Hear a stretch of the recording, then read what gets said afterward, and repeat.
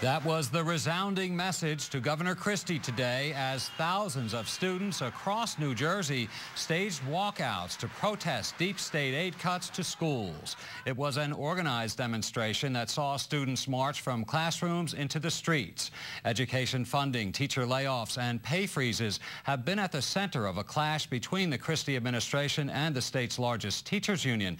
But as Desiree Taylor reports, with academics, teacher jobs, and programs at stake, it was the students today who spoke out.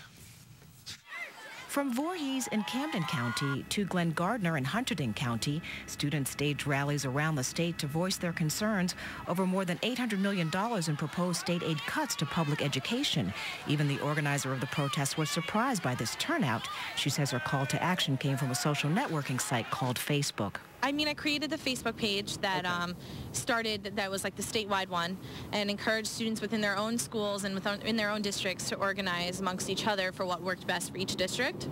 And before we knew it, 18,000 people in the group, and it's just fantastic.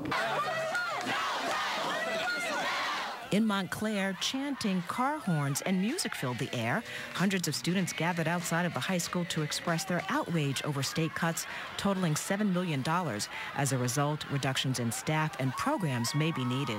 Governor Christie is trying to take our taxes, cut our schools, teachers, and try not to give us the education that we deserve. I'm here because it's not fair that Christie is going to cut the schools while he's not increasing the taxes on the rich.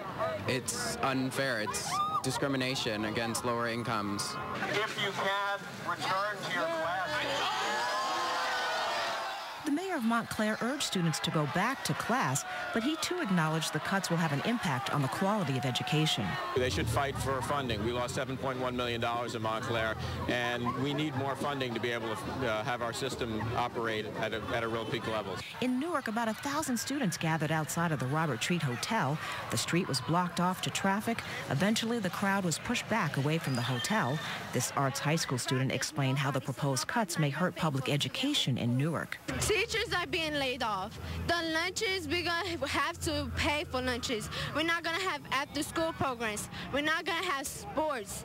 We're not going to have tutoring. The planned protests come 1 week after a majority of school budgets were rejected for the first time in 34 years. The governor believes teachers could help soften the blow by agreeing to wage and benefit concessions. Some districts have reopened contracts with teachers. The governor didn't speak to the press at an event in Newark today, but his press secretary had this to say about the student protests. It's our hope that all efforts were made to keep them in the classroom. And that they weren't encouraged to walk out or anything like that. It's also our firm hope that the students were motivated more by rebellion, youthful rebellion, or maybe even spring fever, and not by encouragement from any one-sided view of the current budget crisis that we find ourselves in. The powerful teachers union, the NJEA, says it doesn't approve of students walking out of school for any reason, but it did add, quote, "We think it is a good sign that students are paying attention to the impact of the governor's cuts on their futures. Larger class sizes and fewer courses and programs will only limit their opportunities." From urban to suburban districts, the message across the state from students was clear. They say these proposed state aid cuts will hurt the quality of their education. Lawmakers we spoke with had mixed reactions. Young people are concerned about extracurricular activities in their school, some of the courses, that they've grown accustomed to, after-school recreation. So I think they have legitimate concerns.